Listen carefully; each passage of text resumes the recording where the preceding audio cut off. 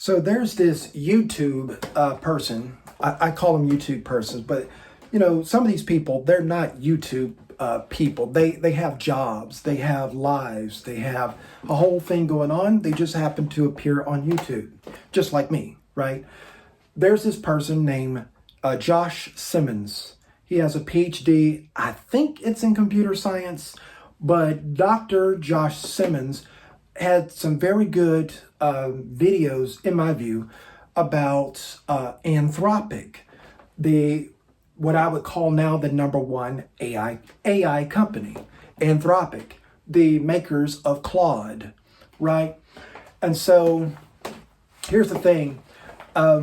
If you watch my videos, you might see me critical of AI.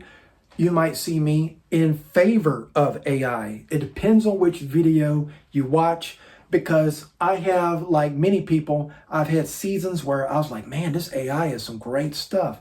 And then I've had some days and I've had some times where I said, man, this AI, it really sucks, right? And I've had other thoughts about, okay, AI's impact on society and AI's impact on jobs. I am AI certified, by the way. And so I've had a mix of feelings and thoughts and you might say insights about AI as I used it and continue to use it, while at the same time looking at, okay, what is the impact to us as a society? So Dr. Josh Simmons talked about the founder of Anthropic, the company that makes Claude. I found Dr. Simmons' breakdown of Dario Amodei, and if what Dr. Simmons says is correct, we should really call Mr. Amodei Dr. Amodei, because it turns out that the founder and CEO of Anthropic did his PhD on how to predict what you're thinking before you think, to predict your thoughts. You ever seen the movie Minority Report with Tom Cruise, where he was part of this law enforcement group where they try to predict when people are going to commit crimes? And the prediction was so accurate that they could put you in jail just by predicting that you were going to commit the crime. It was called pre-crime. So I'm not saying that Dr. Amodei is pursuing something like that, but it would have the same effect, right? And then Dr. Simmons was talking about how Dr. Amodei, or Dario Amodei, the CEO of Anthropic, the makers of Claude, how he found that going in the direction of AI would allow him to scale up his research, his PhD research on how people think, and to predict what people think before they think it. Because at a larger scale, you could now predict what society would do. You could predict what countries would do. So I found that interesting, and that's going to relate to some of the notes that I have been collecting over the last couple of days. I write a lot of my notes on paper, and then I type them up. And so here's some interesting thoughts about AI. And the purpose of this video is just food for thought. Things to just think about, right? Draw your own conclusions, but things to think about, right?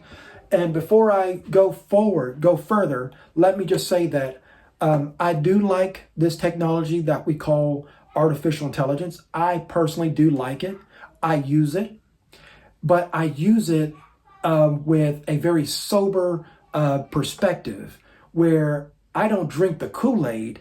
It's more that, okay, I see that it's valuable, and I also see the problems that come from overhyping it, over marketing it, and saying that it can do things that it really can't do. So to start, one of the themes about AI that we may want to be clear about is that in some cases, AI is corporate espionage. It is a way for the AI companies to know everything that your company is doing. So when you actually when you as a company pay the AI companies for the use of their tools to improve your business, you're not just giving the AI companies money, you're giving them intellectual property. You're giving them trade secrets. You are trusting a company you don't even know.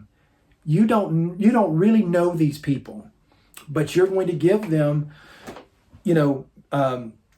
tens of thousands of dollars because you're paying $200 per employee in some cases. Some cases you're paying $20 per employee.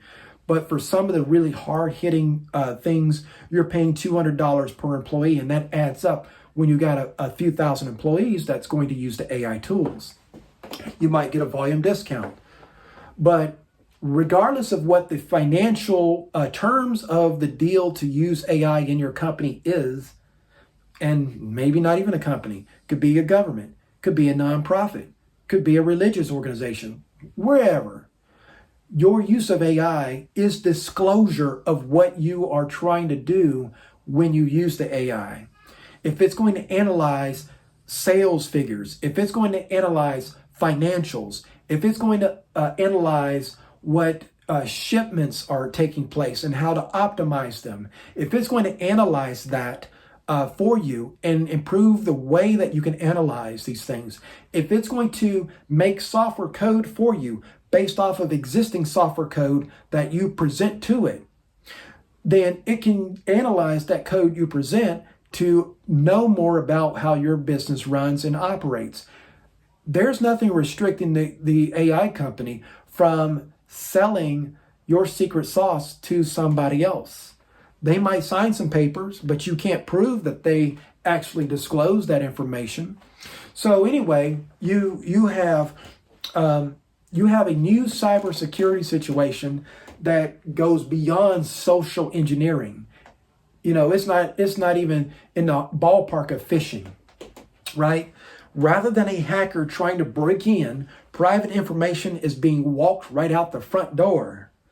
And AI causes you to lower your guard in such a way that you disclose everything. And I don't have this high stakes thing going on when I use AI, but even I am very careful what I tell it. There are things I would never approach AI about, never in a million years. And that was when I was more optimistic in my use of AI, right? Now I'm more of a balance between, high optimism and actual wisdom, right? So, but regardless of what period of time, I am super careful because you can see it right out. So many people will lower their guard and tell the AI everything.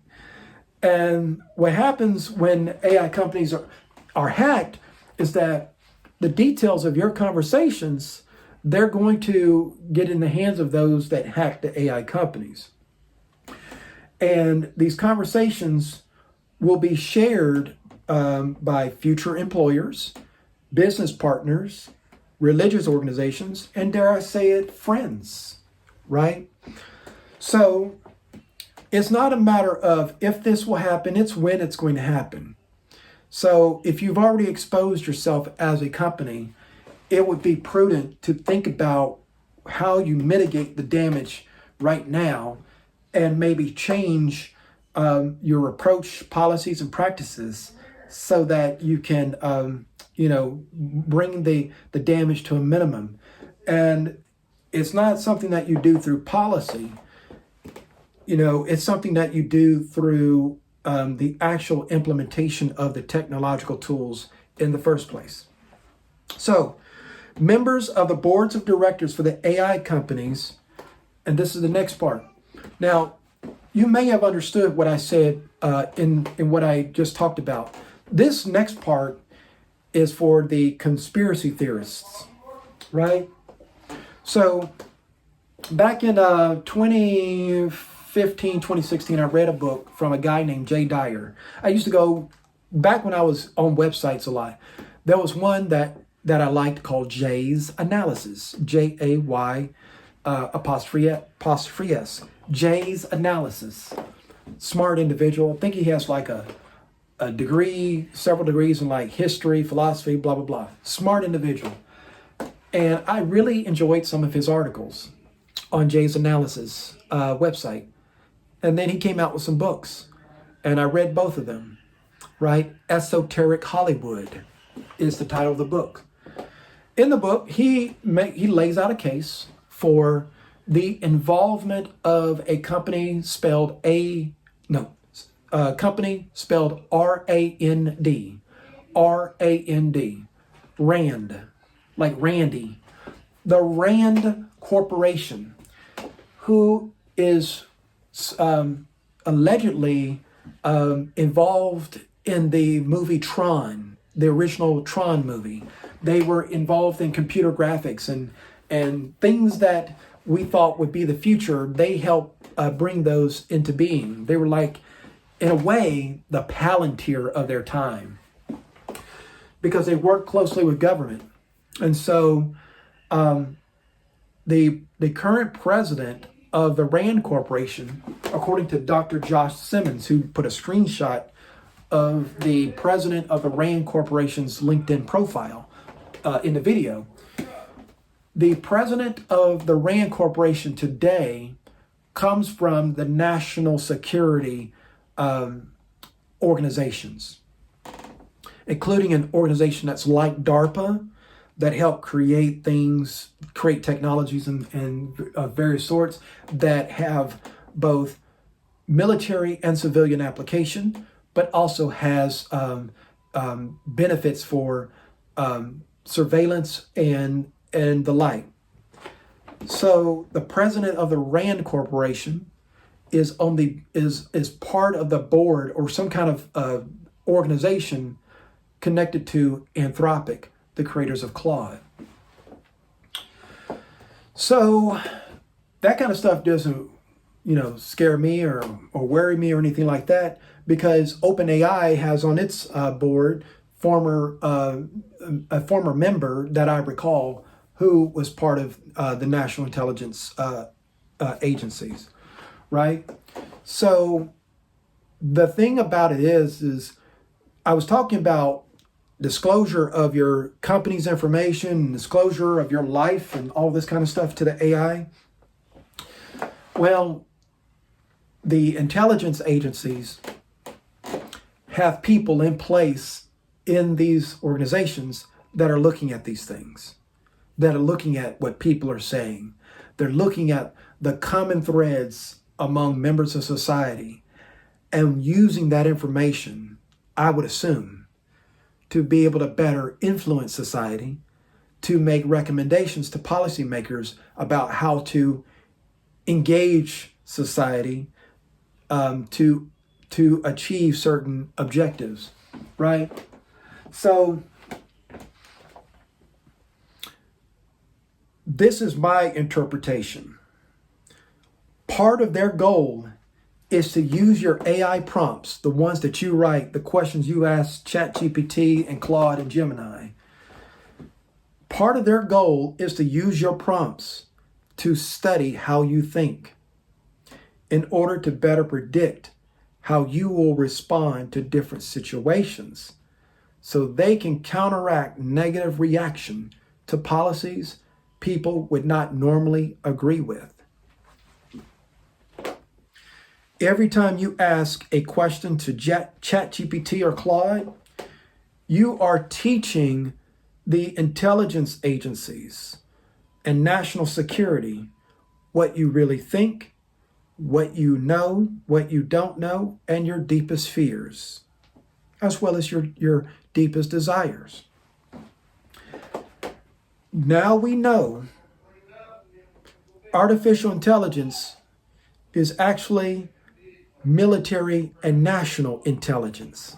So you can throw the A out of AI. It's intel inside. The artificial part throws you off, but it's intelligence gathering in its most sophisticated, automated, and wide-scale form. That's where all the data centers are going to come into play. None of this means you shouldn't use it, but often you use a tool best when you know why it was designed and for whose benefit. AI was not designed for your benefit, but you can still attempt to get ahead using it, knowing the limitations. So here's what if I was part of the Illuminati, let's say, right? And they say, in order for the Illuminati to do what it is that they're going to do, they have to disclose to you what they're going to do so that there's no bad karma on their part. That's what members of the spiritual and consciousness community believe, right? So even if what I'm saying to you would have been best kept secret, at the same time, it benefits those that have the agenda that I am implying. And that is this. This is the contract. So you are to tell the government and the major corporations everything about you and how to control you. And in exchange, they will give you answers to your questions. They will make computer code for you. They will make documents for you. They will do analysis for you. They will do all the things that you struggle to do throughout your life. They're going to do that for you, right? And in exchange, you have to give them your thoughts, your wisdom, your whole being in person, right? That's the contract with AI. So that is the overall theme there, right? So here's where it really comes down to, right?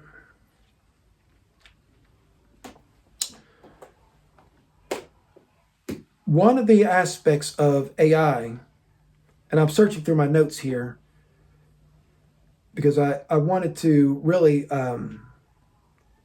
point out something here, is that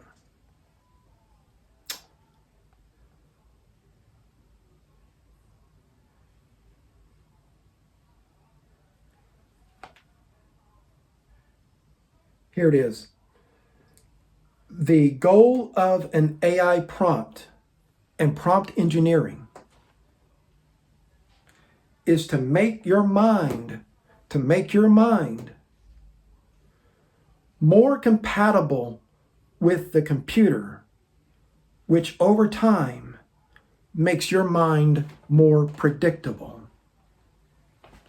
Remember what I said in the beginning about the PhD research of the individual that founded Anthropic, the company that produces Claude and all the Claude things, right?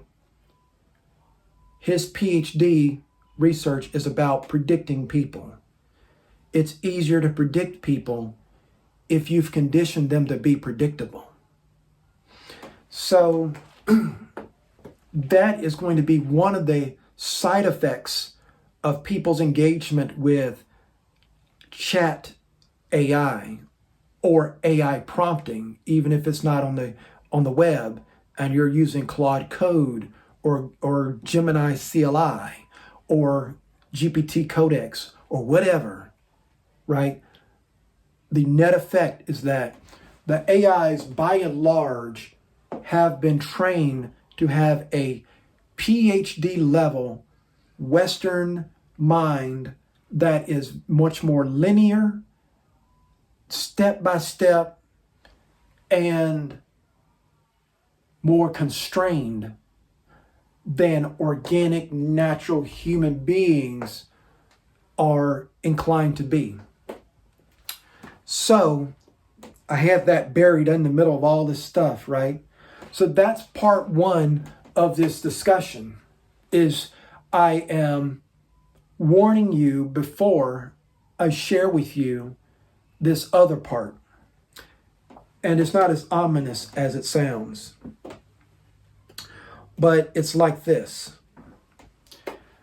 people have struggled to get quality from the AI. They have struggled to get it to produce accuracy, to produce higher quality, to produce things that don't waste their time through hours of prompting and all of this. So then I asked myself a question a couple of weeks ago. I was like, I saw a video that said, you know what? Did you not know that when they come out with a new AI version, like ChatGPT 6 or Claude 9.9, right? Or Google or Gemini 85, whatever. Every time they come out with a new one, DeepSeek 45, right? Every time they come out with a new one, they say, oh, it can pass the math exam 90% at a 90% success rate. It can do lawyering better than all the lawyers. It can do medical research just like this and blah, blah, blah, blah, blah. It can do all these things. And then it's like, oh, okay. They're saying that this is the best AI model ever created, and it can do research better than 99% of humans. And then when you or I start using it, we don't see that. Well, there was a key piece missing. The key piece that was missing is that the people that do those tests, they are able to write perfect prompts. They are able to write prompts in a way that allows the AI to do what it has the potential to do. And yes, there are videos out there about prompt engineering and blah, blah, blah, blah, blah, blah, blah. Most people are not exposed to that. Most people are still just typing a simple question to the AI and hoping to get a correct math answer, hoping to get a correct piece of code, blah, blah, blah, blah, blah. And so I was like, you know what? I have struggled with AI. I got AI training, but I needed to go further. I needed to do my own research. And so I did. And I found what I believe to be methods that match what the PhDs who make perfect prompts are able to produce. And that's one of the things I'm going to share with you in this discussion. And granted, it won't be as long as part one, but here's the thing. I gave you those warnings earlier in the discussion because this knowledge that I'm sharing with you, it comes with a price. I'll give you an example. So I have in my possession a 63 page document that goes into extensive detail on how you should prompt, the way you should think, the right mindset, the books you should read, the articles you should read. And at first it's like, wow, this is amazing. It's great. But then after more reflection, I realized something. There were some key phrases in the document that told me if you go too far with this knowledge, it will change you in a way that can undermine and erase some of the best parts of you. So if you are a creative person, if you are a person that can think out of the box, think very intuitively, think with great wisdom, if you go too far with this AI, then it can raise up the supremacy of your left brain, even though there's no real such thing. But there is a mode in your thinking where it's dominated by analysis and structure and step by step, and it's linear. And you could go so far in that your other qualities will start to diminish if you're not careful. So that's what I wanted to get to before I went further. So the AIs are trained on a principally Western foundation. And what that means is it's trained on the foundational ideas of philosophers like Aristotle, Socrates, Plato, and those that followed after them. And the way that Aristotle, Socrates, and Plato thinks about reality and thinks about the world, and the way that their ideas have influenced those that came after them to think about reality and think about the world, is not completely the same as the way philosophers from Asia and Africa and the pre-Western Latin America thought about reality and existence. So, because AI is built with a Western focus, a very staunchly and strongly Western focus, then to get more out of it requires engaging with it with a Western focus. So we're looking at Aristotle's rhetoric. There's rhetoric that you use for finding out things, to find out things in a way that is somewhat objective. And then there's rhetoric that is for persuasion. And rhetoric is that process of talking, of dialogue through questions, where you are trying to engage the other party, not so much emotionally when we're talking about inquiry, to some extent with persuasion, but you're doing it in a way that has a structure to it, where you're focused on the objective of finding out. You're focused on the objective of making the other party convinced. So that's part of what's in play with the AI. So I'm not going through a 63-page document here. I'm going to give you the Cliff Notes, right?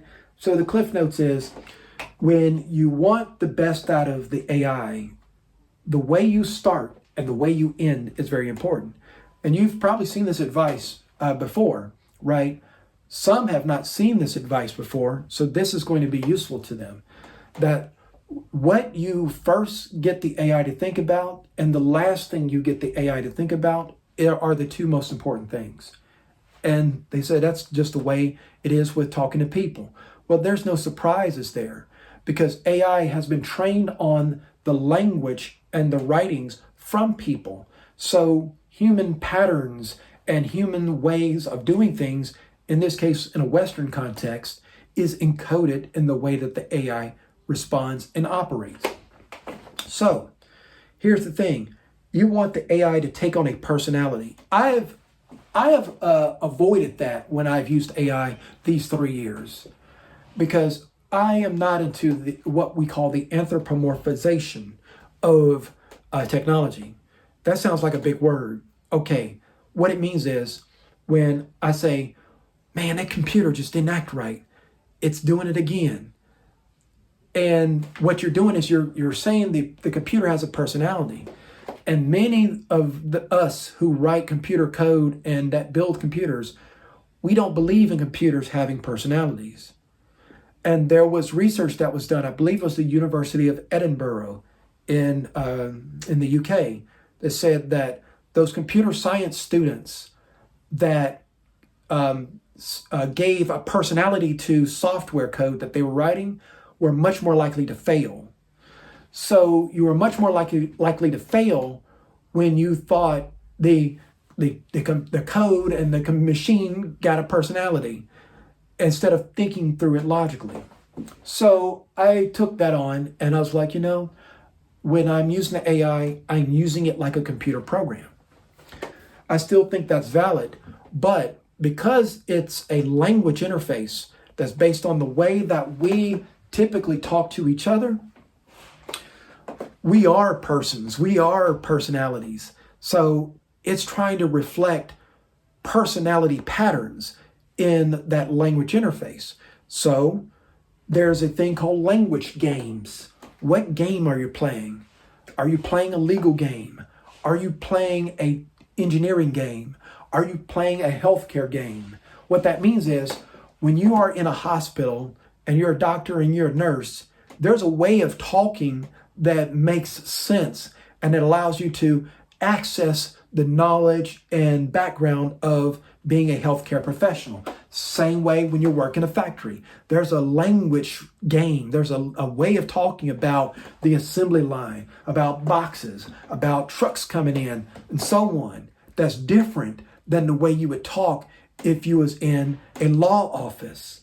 So you got to get the AI to engage with the right language game. So that's tip number one. And one of the ways you do that is you say, well, hey, AI, you are a law professor with a background in constitutional law, civics, and a variety of case law across the United States. I need you to analyze such and such from that basis. All right, so that's the starting point. Okay, what you don't want to do is have it take your side, because if you put any type of emotion into that role that you're assigning it, then it throws it off. That's where it's definitely going to hallucinate. All right, so the thing about it is there is a structure to prompting. And the one that I have is called RCTFGC. RCTFGC. That stands for role, context, task, format, goals, and constraints. And it's in a specific order, right? Roles, context, task, format, goals, and constraints. So let me see if I can put this up here for you. Yeah, so that's what that looks like. And did I put the right one up there? Yeah, that's what that looks like. All right, so role, context, task, format, goal, constraints. The role and the context is at the beginning. So let me break this down for you. The role is where you're determining who are you. You ever seen Babylon 5, where the Vorlon says, "Who are you?" and the shadows say, "What do you want?" Well, anyway, the role is you're determining who is the AI in this moment. What role does it need to play? Be very specific about that. Then the context is, what can you tell it about the situation? This is very important. It needs to know the background, right? Just don't jump in with a question. It needs to know the background, right? So that it can understand more. And then the task. This is what you're here to do for me. This is what I need you to do. Ideally, you would have it do one thing. The more experience you get with engaging with the AI in this framework, you can ask it to do multiple things because you ask them in a way where they're all related. And then the format. How should it bring this information back to you? Should it be bullet points? Should it be an essay? Should it be blah, blah, blah, blah, blah, right? And again, many people have heard this before, but the thing of it is that they may have done this in a very roundabout way or in a different order, and this order works a lot better. So you do the role first, the context next, the task, and then the format, and then the goal. What is the goal of all of this? What do you want, right? See, you're telling it to be a certain role to help you. Why is it helping you? Why do you need all of this? Why did you tell it that context? But very important is the end, the constraints. You have to tell the AI what not to do a lot more than what you tell it to do. Because just like human beings in the real world, again, it's trained on our patterns. Most human beings live in a world of restrictions and limitations. You can only drive a car a certain miles per hour. You can only buy certain products if you're a certain age. You can only drink water that's clean. You can't drink polluted and dirty water. You can only go to certain concerts certain times of the year, because most concerts are not year round. So on and so forth. So we live in this world of restriction, and this is how humans navigate. And so to navigate the information of humans, those constraints need to be put in place. So you got to have a lot of limitations that you put on it, because the more limitations you put on it, the less likely it's going to go all around about way and drift from what you're asking it to do. So another way to make sure that you get better quality is to say, okay, before giving me an answer, I need you to go through this entire process step by step and identify any assumptions that you, the AI, are making. Before beginning, ask me 3 questions, or 5 or 7, whose answers would most improve the quality of your response. So then let's look at this again. RCTFGC, the role. Who are we embodying? What character to whom we align in this interaction? Context, narrative description of a scene, circumstance, condition, relevant artifacts and their relationship to the same. The task, sequence breakdown along a coherent, logical path. Format, what the result looks like in detail. Goal, who and why. This is a story. The goal is a story within a story. That is the subplot that turns out to be the actual main objective. And then the constraints. You need your detailed list of restrictions. This approach to RCTFGC pivots to a form of storytelling, right? Telling either fiction or nonfiction or somewhere in between to activate the geometric computation and search and composition towards an end result. The AI was trained on stories and narratives, and the use of a flowing narrative structure can be very efficient for the human prompt writer and the AI. I actually made a very slick transition here. So there's one way of doing RCTFGC that I talked about in the beginning that's very structured, laid out, linear. There's another approach where you're just building a story, storytelling to the AI. You tell it a story, but you tell it in the right way with the right structure and sequence. It is actually more effective than doing it the super precise structured way, right? Sometimes it is, sometimes it's not. You as a human would have the wisdom to know when is the better way. But most of the time, the storytelling approach is going to be much smoother, much more streamlined, and much more coherent. So all this can itself become discrete steps with the proviso. Using the result from step X to do Y, report the result before going further. Right? Be sure to use no slang, no clever phrases, no culture-related phrasing, no emotions. Be sharp, clear, unambiguous. Because at the end of the day, AI is a computer program running on top of computer hardware that is itself black and white logic without true gray.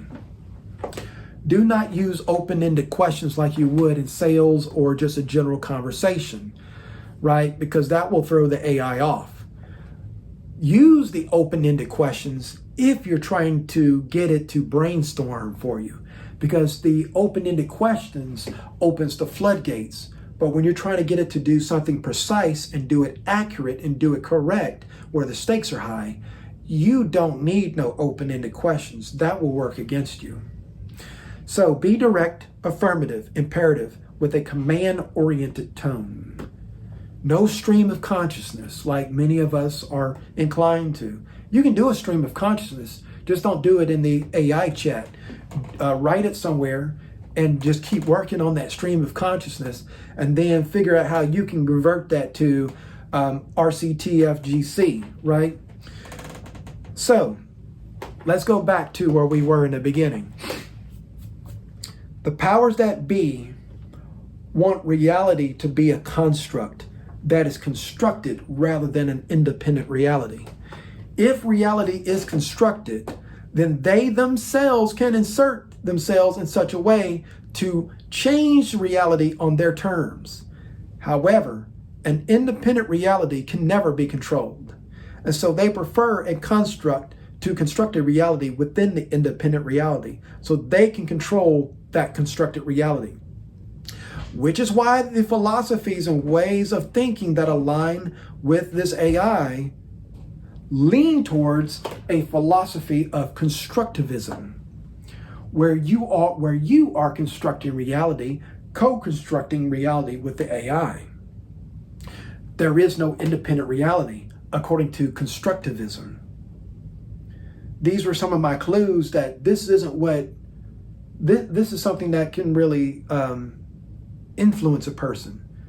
Some of us have beliefs that there is an independent reality, that there is a higher reality, that the higher reality spiritually and metaphysically has precedence and primacy over this one.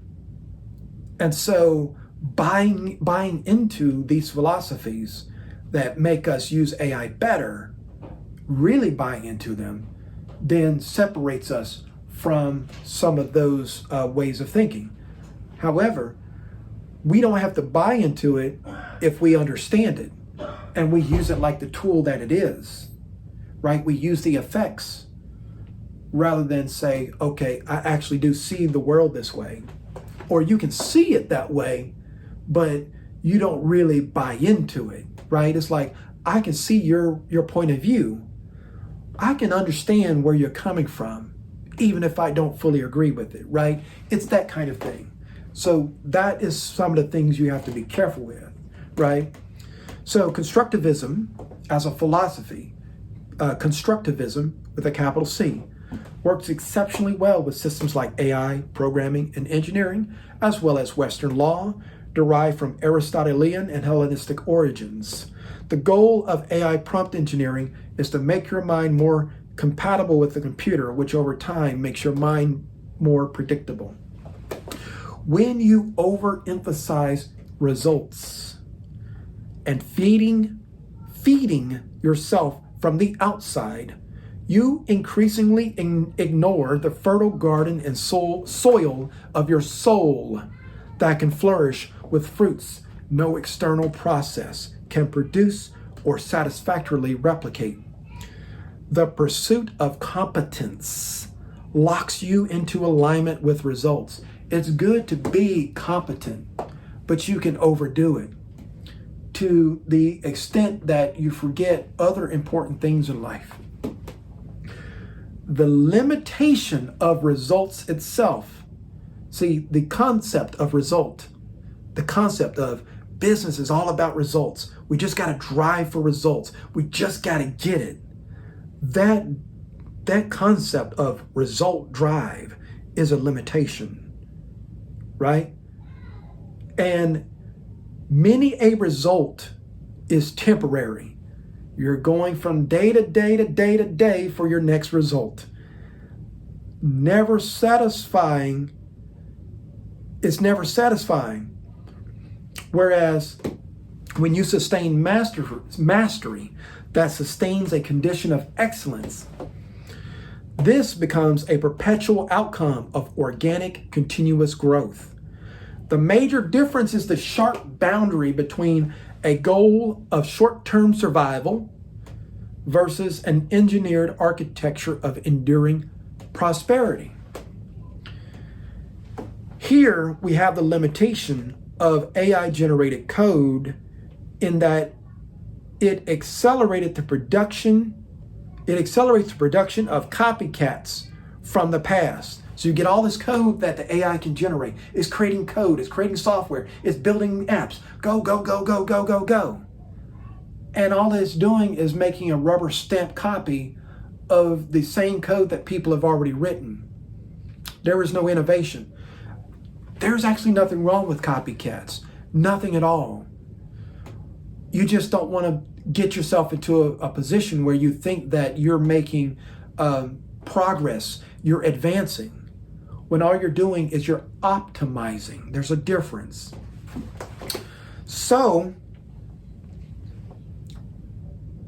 if you go too far with doubling down on copycat AI code generation, you end up discouraging bold and reasonable pursuit of new paths into the future. No matter how big you are as a company, being locked into the past through AI surrenders your future to more nimble and agile innovators, willing to take risks on new approaches far outside the training data absorbed by AI. Under the rules of capitalism, this often allows smaller operators to displace larger incumbents through new offerings with rough edges that are nonetheless more valuable due to higher alignment with new realities not represented in AI. So, this RCTFGC framework that I talked about and others like it, and the foundations behind them, the Western philosophies behind them, reveal the truth of AI. Despite the ability to accept as a prompt ambiguous and many times messy human language, its best function occurs as a result of formal structure, grammar, and sequence. This is a reflection of its computer program foundations. Empirical precision is its comfort zone. Humanity from AI is an illusion. This is not to denigrate or talk down on AI, but to note its limitations. And this type of conversation has to be had because the price of deceiving, even if it's done unwittingly, of deceiving the general public about AI is that we fall backwards so as a society, and we fall backwards technologically. We fall backwards and we don't make the advances that we were on track to make back in the 1960s and 70s. So, AI only changes the world when the world is viewed by and through the eyes of those people who view the world in the same way as they have defined AI. They seek to make existence fully mathematical, predictable, structured like a data center, running through a data center to organize, guide, and direct humans like in a video game or a computer program.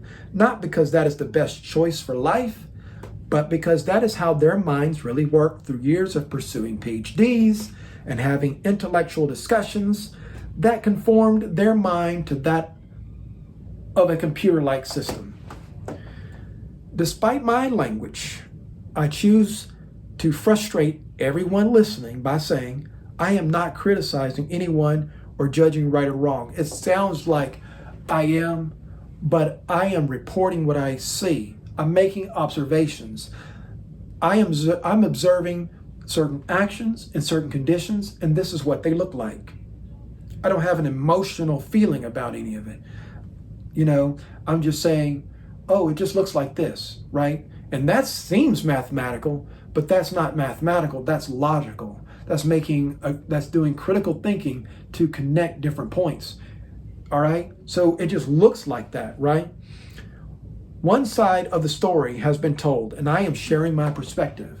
The true path, as I see it, is to understand the situation and apply the best approach from a higher dimension of thought. So, we conclude by looking at prompt excellence. If you focus too much on the instructions, you lose the story. If you focus too much on the story, you lose the instruction. Mastery is to keep both in mind simultaneously and unify. This is the way of fusing, harmonizing the human and the system. RCTFGC is a good framework. It can be used as is. You can convert it to a story, merge it with an existing narrative, use it to initiate reflection, have each component become its own narrative or story, or independent but related structured prompt in a prompt pipeline. And through all of this practice with this framework and others like it, you build your mind, you change the cognitive architecture of your mind. But for those that want to keep the broader human aspects of themselves, you do it with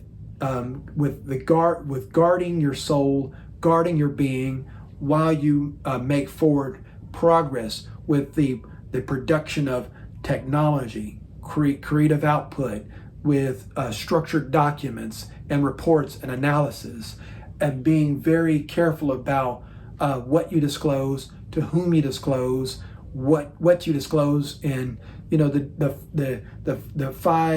the 4 W's and the 1 H, right? And all of that good stuff. So that's what I had to share on this. And this is all the video for the next probably 2 weeks to a month. This is it. I have nothing more to say. And the reason for that is I'm still working on my projects. But these are some things that I just needed to talk about. But I'm working on my projects. I'm doing some reading right now, and I'm going through some stuff with this technology called .NET. I'm coming to some real insights about that, and I'm just working through all of that, right?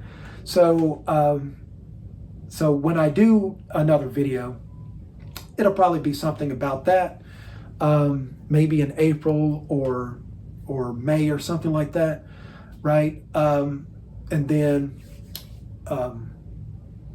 yeah, we'll see. But until I see you again, I'll see you again.